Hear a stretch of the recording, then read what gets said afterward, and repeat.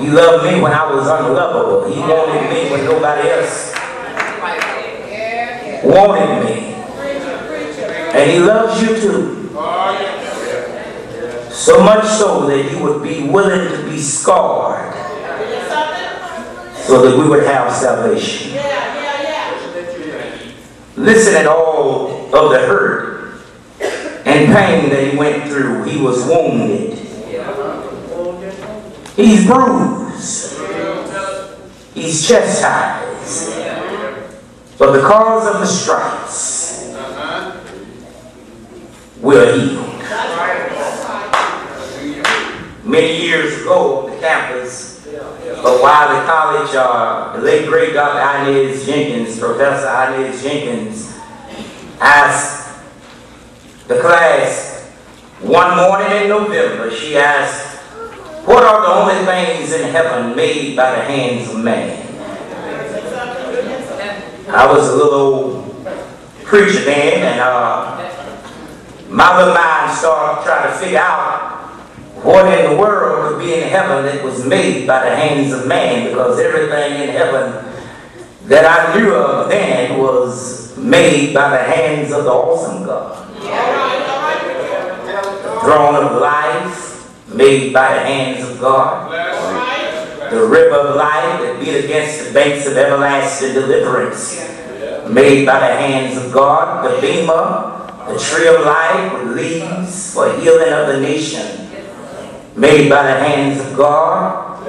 The mansions, made by the hands of God. Golden streets, pearly gates, made by the hands of the 12 foundations, made by the hands of God. The light that lights the city is lit by the S-O-N, not the S-U-N. That's made by the hands of God. Elders, priests, prophets, seraphims, cherubims, all made by the hands of God. So what could be in heaven made by the hands of man? Dr. Inez Jenkins, after we have searched our little feeble mind, she responded. She said, the scars that are on Jesus' body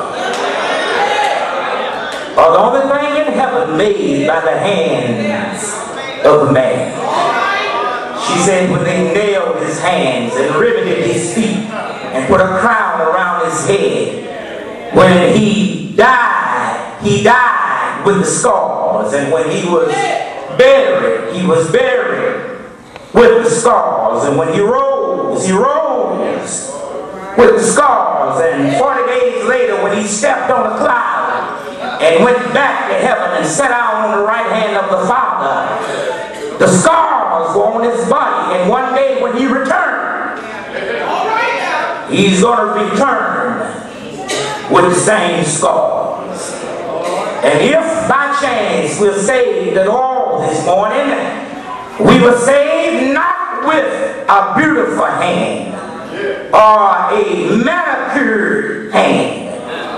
We are saved not with a pretty hand, but we are saved by a nail-scarred hand. It is an ugly hand. It is a battered hand. It was a bleeding hand. It was a beaten hand. It was a crushed hand.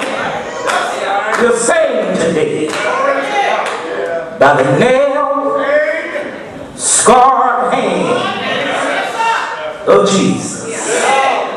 Scars have a way of telling a story.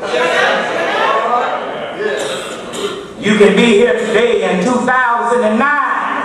But when you look in the mirror, you see a scar that will allow you to go back to 1989, 1959, 1949 scar. They tell a story. A little girl and her mother was walking along the beach, and they had on their bikinis. And the little girl looked at her mother and she said to her, Mommy, that's a ugly scar on